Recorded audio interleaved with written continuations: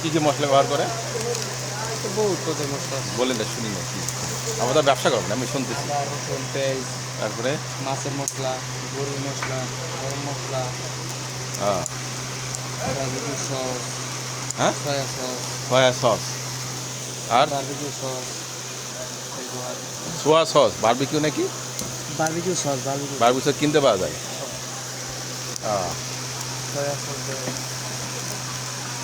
ধনিয়ার গুঁড়া, জিরার গুঁড়া, ধুনার গুঁড়া, জিরার গুঁড়া। তারপরে ম্যাজিক মশলা আছে, ম্যাজিক মশলাও দেয়। ম্যাজিক মশলা কী জিনিস? ম্যাজিক মশলা, ম্যাজিক মশলা আপনার স্বাদের মশলা বলে দেয়। স্বাদের মশলা না?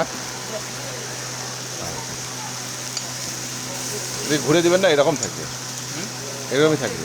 না,